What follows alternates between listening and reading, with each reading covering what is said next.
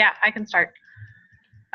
So for those who were at the OFPN summit back in September, I have been trying to work with a couple of partners to try to put together a statewide platform on some Food Policy Council high priority issues to try to move in the 2019-2020 legislature and with the governor. So the three platform pieces that we're interested in are supporting OFA in their initiative to try to get incentives for retiring farmers to transition their property to beginning farmers, supporting funding for Produce Perks Midwest, and then trying to find support in the governor's office for a farm to school coordinator. And right now we're focusing on the farm to school coordinator piece because Governor-elect DeWine would be working on his transition team right now. So what I've done is I've written a letter that I just sent today to Governor DeWine. I talked with OSU's farm to school coordinators and Adam Ward, who is their lobbyist or advocate, before sending that. So that's been sent out. I'm going to send it out over the OFPN listserv also, and I'm hoping other Food Policy Council networks will also communicate this to Governor-elect DeWine's office, because at least down around the Cincinnati region, we're really seeing a need that there needs to be more coordination within the different agencies to break down some of the regulatory red tape for farm to school. So that's kind of what I've been up to. Answer questions if people have questions. Yeah, Michaela, this is Jill. I'm wondering if there might be an opportunity to have other people sign on to like other like food policy councils or other groups, or maybe an opportunity to share your letter so that others might use it to write their own. And we could be doing this over the listserv. Yeah. So I'll send the letter out over the listserv for people to, and I'll send it out as a Word document that people can edit it and make their own adjustments. I'll pull off the green umbrella stuff. I think it's a little late to do the sign-ons just because I was trying to move forward on this in a somewhat timely fashion given the transition team that's happening.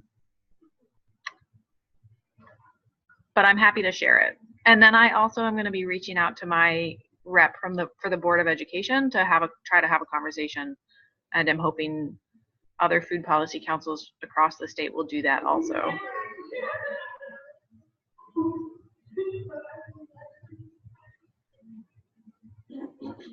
Any other questions?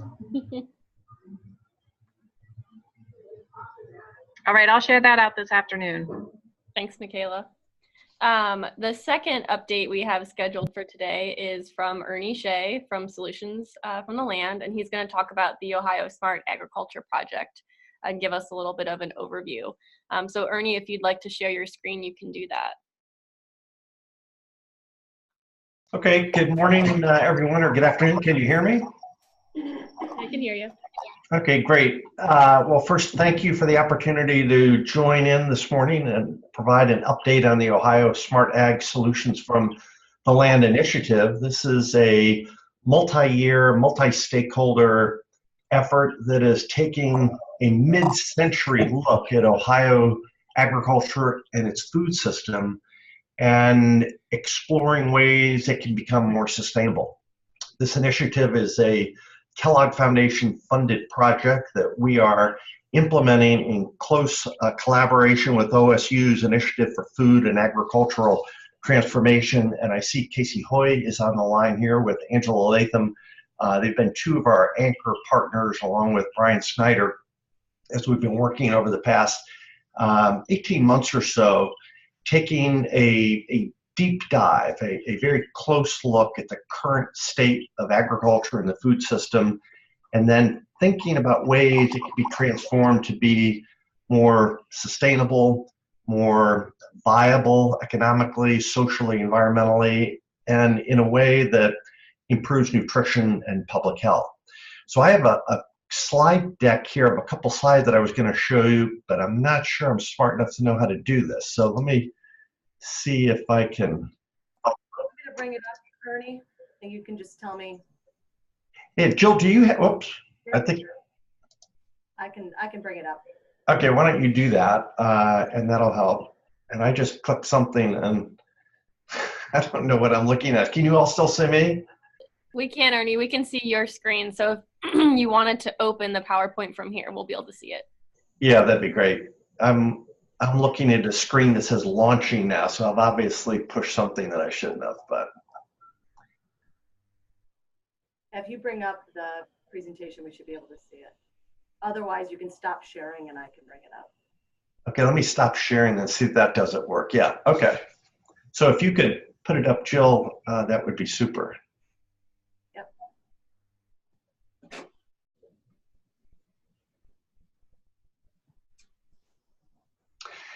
Okay, thanks, Jill. So as I said, this is really about a new vision, a new future for Ohio's agricultural and food system, nutrition and health partners. And one of the kind of overarching goals that we have is to really focus on sustainability. And the not-for-profit that I work for, Solutions from the Land, is a agricultural-led collaboration that is focused on land-based solutions to global challenges across the country. And we've been using UN sustainability goals as ways to focus our efforts and measure progress as we help agricultural leaders, conservation partners, business partners, and others become more sustainable and become really more viable. So these sustainable development goals, I'm sure you have seen, are kind of our foundational guideposts that we use to guide our work. So if you go to the next slide, Jill, if you could, or maybe I can advance out at the bottom. I think I see where I can do that. No, I need to do that. Can you see that which screen is being shared? Is it the one with the notes or the slideshow itself? Yeah, you're doing the presentation view. That's what's being shared. Okay. So we do get the preview of coming attractions. Okay. Let me just move this over and see if I can.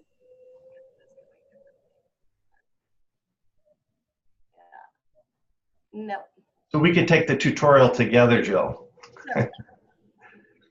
Okay, so we are guided by a steering committee composed of probably 35 plus or minus leaders that come from the farming community, the conservation community, academic, business community, health, nutrition. Some of our leaders that you may know that are guiding this project include Casey, who's on the phone, Jill Clark, who's on the phone, Lisa Hamler-Fugit, Matt Habish, Teresa Long, Greg Rutland, Jim Patterson, a farmer who serves on the Cleveland Food Bank. These are representatives of the type of leaders that are guiding this project. And we can send you the bio clips of the full steering committee following the call so you get a sense of who is steering this exercise. But we started with a honest assessment of the current state of Ohio. And what we found was what most people focus in on and know, that Ohio is a pretty special place. It's a land of plenty. The agricultural industry is the state's largest industry. It employs 1 in 7 people. It generates more than $105 billion to the annual economy. It's a tremendously diverse state. It is a state that ranks very high in the production of commodities, eggs, hogs, floriculture, beans, corn in particular. And I think most people, when they think of Ohio agriculture, they think of it as modern, progressive, probably big, and those are some of the very positive attributes of it. And Joe, if you could go to the next slide, because I can't advance it. But at the same time, this state that we're so proud of has some pretty big challenges and some problems. And 3 in particular that we've been focusing on are water quality, public health, and nutrition. And we were frankly stunned to learn, many of us were, not you because you're in the middle of these conversations, but we were stunned to learn that Ohio is one of the most food insecure states in the country. That 1 in 7 individuals, 1 in 5 children don't know where their next meal comes from. At the same time, the state of Ohio ranks pretty low, in the lowest tier of states as they're ranked in public health. So the correlation between nutrition and public health are very direct, and poor nutrition also contributes to lower health value scores. We have been recognizing and are very focused on the fact that nutrient pollution from agricultural operations is impairing water quality across the state. Probably the biggest and best example of that is the Western Lake Erie Basin, where nutrient runoff, nutrient leaching from agricultural operations is contributing to the algae blooms that have created serious water quality, drinking water problems for that part of the state. We're losing a lot of farmland in the state. I believe the latest estimate I saw was 50 acres a day. And on top of that, we're losing wetlands. One of the issues that we're spending a lot of time talking about is the changing climatic conditions that are being experienced across the country. And Ohio is no exception to that. And we have been realizing that how these increasingly extreme weather events and abnormal conditions for normal are a major threat multiplier to Ohio agriculture's ability to produce food, feed, fiber, energy, and ecosystem services. So this is a big problem. And on top of that, our farmers are getting older, and succession planning is not clear. And the big question is, who's going to keep farming this landscape? If you could go to the next slide, Joe. This is a slide, compliments of Casey Hoy, that shows in a visual way what we're talking about, that this is a challenging landscape. And these factors that are creating these challenges need to be addressed. So this project that we are working on is a way to try to come up with integrated solutions that address all of these challenges and allow the agricultural landscapes to be used in a way they're contributing multiple solutions from the land. Go to the next slide, Joe. Just got a couple more. So after we did this honest assessment, we said, well, where do we want to go? Where do we want to be mid-century? And our leaders that are guiding the project came up with this vision statement that our goal here is to boost profitability for farmers at all scales. And I would emphasize all scales, from big to little and all types, whether you're conventional, farm to market, organic, backyard, urban. There are many, many types of farming systems, and we want to see all of them bloom and grow and do it in a way that restores environmental resiliency, builds strong communities, and connects the people that consume the food with the people that are producing the food. And when we do it the right way, we believe that we can improve public health and certainly improve access to nutritious food. Next slide, please. So we've been at this, as I said, for about 18 months, and our findings have shown us that what we were doing in the 20th century is not adequate to meet the needs of today and certainly into the 21st century. We have concluded that the state of Ohio would benefit significantly if we had greater diversity, both in what is produced on the land and who is producing it. We've affirmed that climate change is real and it's a big threat multiplier. And we see a significant opportunity in the scaling up of the production of edible foods that are raised in a way that are providing environmental improvements and addressing animal health, animal welfare along the way. Next slide, please. So we have been focusing our conversations around solutions, and 3 have emerged and have become kind of the cornerstones of what will be the report that we're going to be releasing at the end of the year.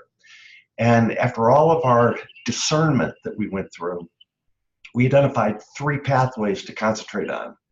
And the first is of particular interest to you, and that's that we want to be advancing initiatives that are going to improve nutrition and public health by this emphasis and production on fresh fruit, vegetables, meat, protein for human consumption. So that'll be a big part of what comes out of this initiative.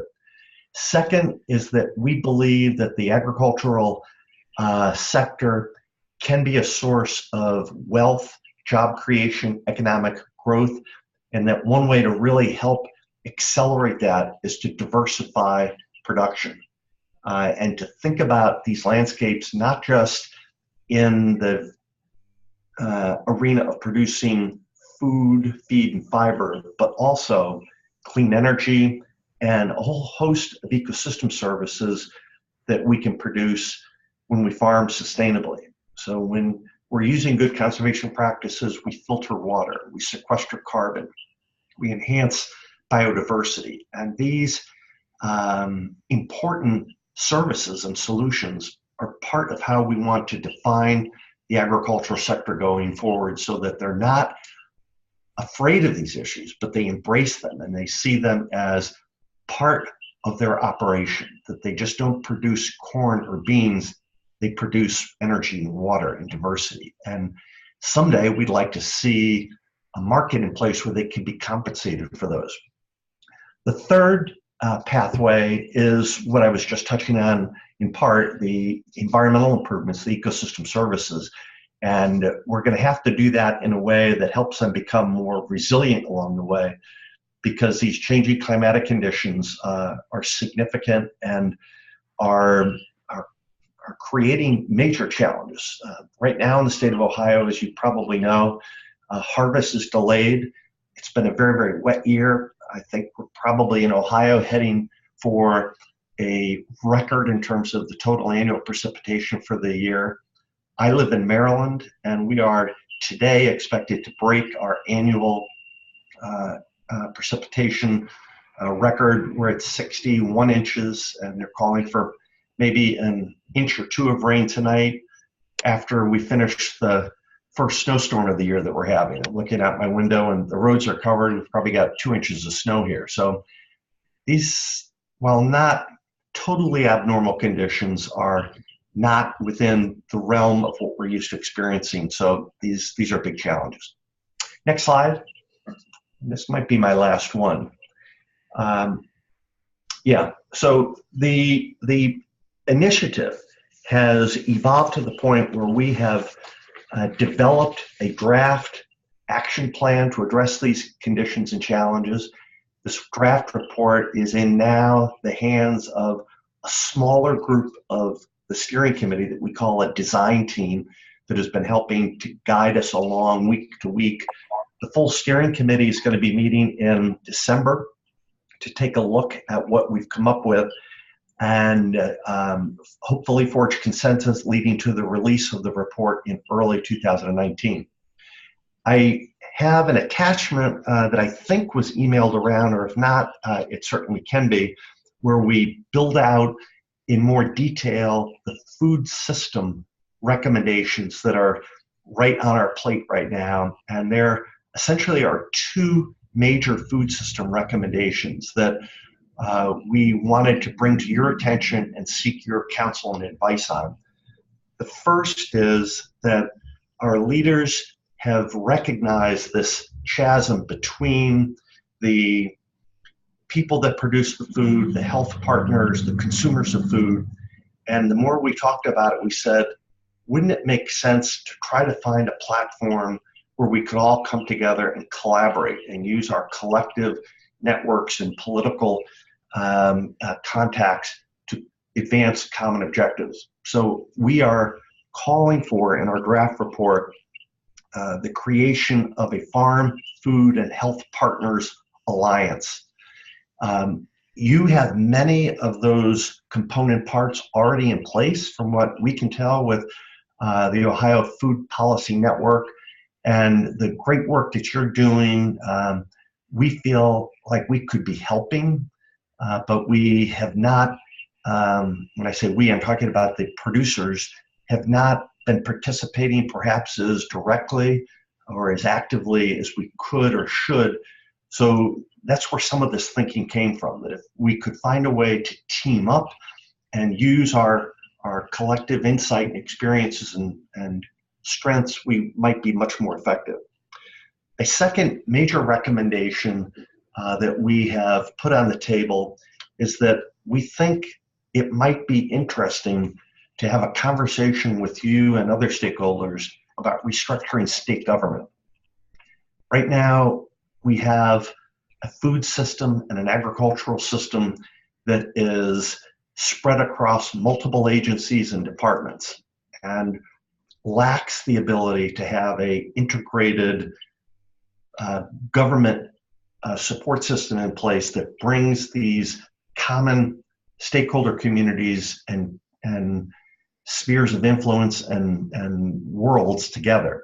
So we think that there potentially could be some very positive outcomes if there were a way to bring the departments of agriculture and health and the agencies that focus on nutrition and other quality of life services and functions together into a single state agency.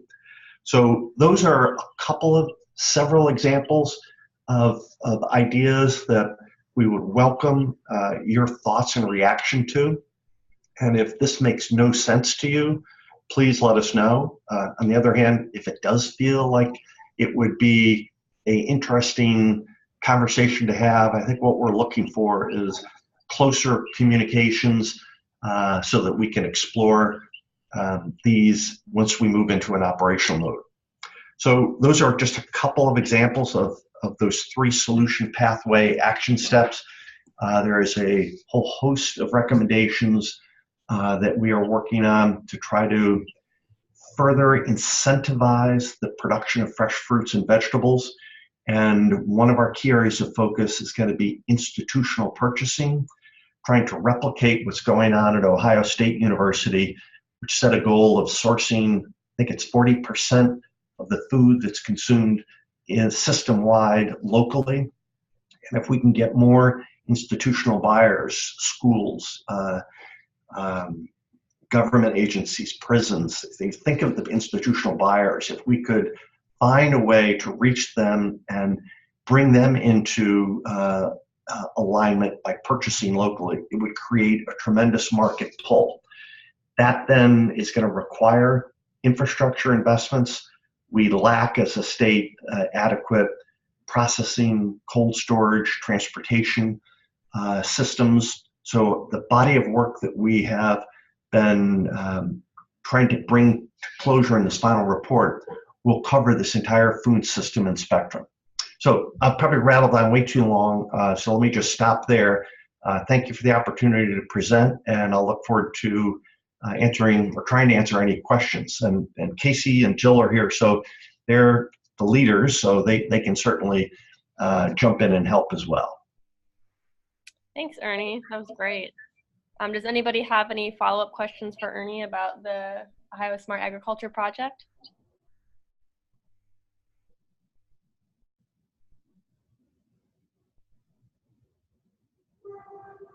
So if not, stay tuned, folks. Between either me sending you information directly or Jill and Casey and others that are on the steering committee, we certainly highly value your leadership in this space. We think we can learn a lot from you. We think we have some things we can contribute, and that's why we're really appreciative of the chance to introduce this a little bit more formally to you today, and hopefully this can be the start of a much closer collaboration across the food system players. And Ernie, the document you referenced, I'm happy to attach that to the email when I send out the recording for this video today, so I can circulate that for you. That'd be great. All right. Casey, Jill, anything you'd like to add? I think you've done a good job of laying out the project. I think as Jill and I pointed out, we've kept this group kind of informed that we're on parallel tracks. The kind of ideas that have been circulating in the Ohio Food Policy Network are very consistent with the kind of things that are coming out of the Ohio Smart Agriculture Project. It's important that the Ohio Smart Agriculture Project has very significant leadership from the farm community. And I think that's a unique strength that we have. We have this food policy oriented network as well as this network representing the farm community and starting to pull in very complementary directions. So those are some of the advantages that I see. Great. Thank you, Casey.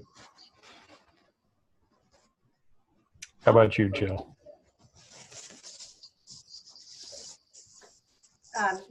I would just add, this is, going off of what Michaela had to share, this is an opportune time to be thinking about what's next. And given this initiative and where our network's been most recently, and we're going to hear more about kind of how we're formalizing a governance structure. I think there's just a lot of opportunity in thinking about what's happened starting in 2019. And with that, I don't think it's insignificant. Ernie talked about this, but both kind of institutionalizing public-private partnerships at the state level, but then also the idea of really restructuring government to be able to address the food system under one umbrella is also really exciting. And it's not something that's new, but just something that you should all be aware of as part of this initiative, the agenda for this initiative.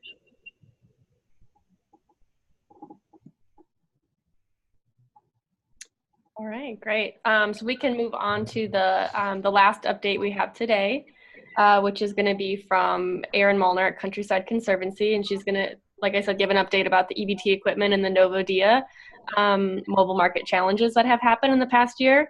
So Erin has really helped lead the effort for the Ohio Nutrition Incentive Network and how we can take next steps to kind of resolve this issue. So I appreciate and want to thank her for her leadership on that and let her kind of provide an update for where we're at in that process. Thank you, Amanda. So this update is not going to be particularly exciting. We are mostly still in a wait and see mode.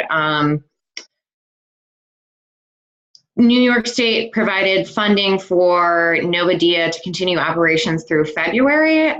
So we've got about 3.5 months before that time hits us.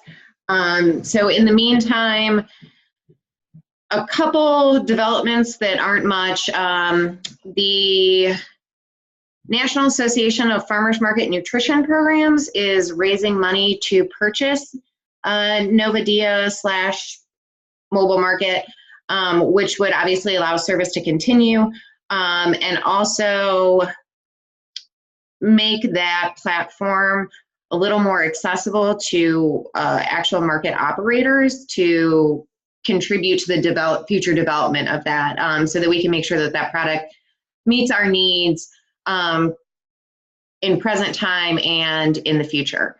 So that, my fingers are crossed that will help it happen. That is obviously the best solution that we can hope for. The free equipment program that is operational in 2018. I actually just read an article that stated that some markets had received equipment. So I believe the primary holdup with that at this point in time is that the USDA has still not approved the one option out there that's like a bring your own device. So that was part of what made NovoDia / mobile market so attractive, was that it was an app-based solution that you could run off a smartphone or tablet. So there is another solution out there, but the USDA, even though it was included as an option in the free equipment application, has actually not finalized approval on distribution of that to markets yet. Theoretically, that should come through by the end of the year, which would be sort of the second best solution as far as I can tell at this point, to move forward. So best case scenario, there's a buyout of Novadio or the mobile market products themselves, which will allow operations to continue as they have.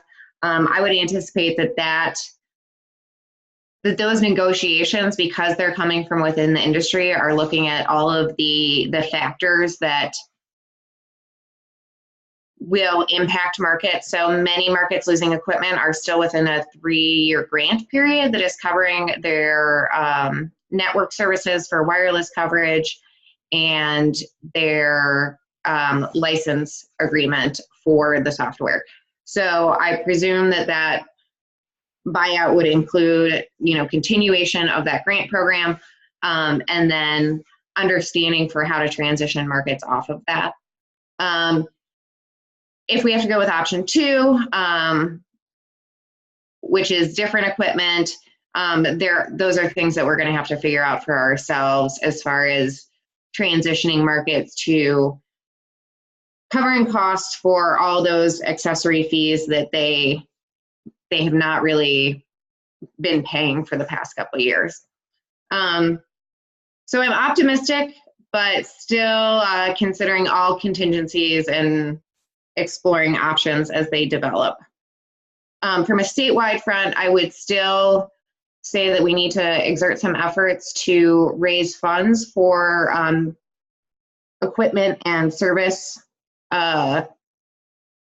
covers for markets in need.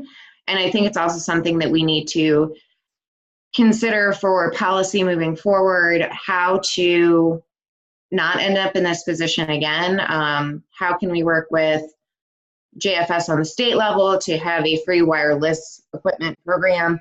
And what can we do on the state level for new markets and markets who need to replace equipment to make that affordable and accessible for them? That's it. Questions? Thanks, Erin. Any questions for Erin? Okay, well, I would say if you are aware of a farmer's market that's not part of the Ohio Nutrition Incentive Network who might be dealing with this challenge and need some guidance, let them know that the Ohio Nutrition Incentive Network is happy to help support them navigating that process. One quick last update, and then we'll kind of wrap up with a few minor things, is just to note that there is conversations going on for the Ohio Food Policy Network and the governance structure. So you may have seen a couple posts come out through the listserv from Michelle Moskowitz-Brown. She has provided some meeting minute notes from the most recent meeting around those conversations. And so if you have not taken a peek at those, go ahead and look. Also, the committee would like input. So if you're interested in being a part of that process or being involved or contributing, reach out to myself or Michelle so we can loop you in. The next steps will be that you'll see a draft of both bylaws and a membership application for the governing board around late January, and then with a follow-up meeting somewhere around that time as well. So again, those went out to the listserv, and if you would like to participate, it's open to whoever wants to support that effort. And then I wanted to give a few minutes for anybody on the call who wants to do kind of a rapid fire update of something they have to share with the network as well. So we'll do that for a few minutes if there's any takers.